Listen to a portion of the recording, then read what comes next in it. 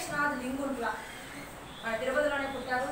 తిరుపతికి గర్వకారణంగా వైద్య వృత్తిలో విశేషమైనటువంటి సేవలు అందించి ఈరోజు లండన్, అమెరికా, డల్లాస్ వంటి ప్రాంతాలలో తనదైన ముద్రను వేయటమే కాకుండా తిరుపతిలో ఏ కార్యక్రమం జరిగినా ఆయన ఇటువంటి ఈ సంస్థ ద్వారా ఏ సంస్థ పెట్టారు చూడండి,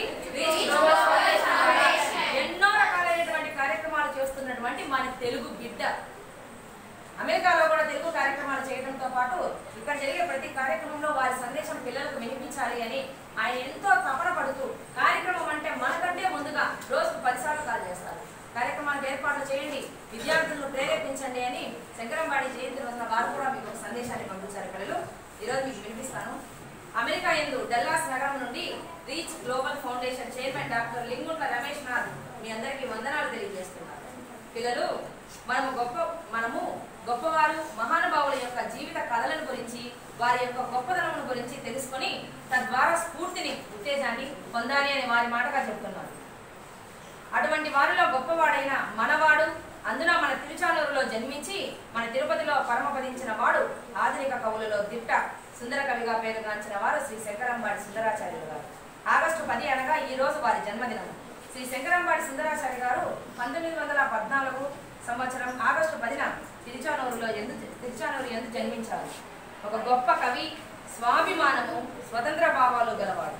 మూఢ సంప్రదాయాలను తిరస్కరించి తండ్రితోనే విభేదించి ఇంటి నుంచి బయటకు వెళ్ళినవాడు. బ్రతుకు తెరువు కొరకు కష్టపడి ఏ పని చేసినా తప్పు లేదని, వినండి, బ్రతుకు తెరువు కొరకు ఏ పని చేసినా తప్పు లేదని ఒక హోటల్లో సర్వర్ గాను, రైల్వే స్టేషన్లో కూలీగాను పనిచేశారు. ఆంధ్ర దినపత్రికలో ఉద్యోగం చేయటమే కాక ఒక వ్యక్తిపై పద్యమును రాయనని చెప్పి రాజీనామాను సమర్పించిన వాడు.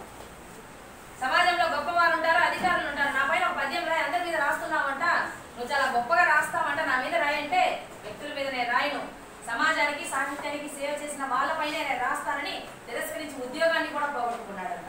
అంటే ఆయన నమ్మిన సిద్ధాంతానికి ఎంత కట్టుబడి ఉన్నాడో చూడండి.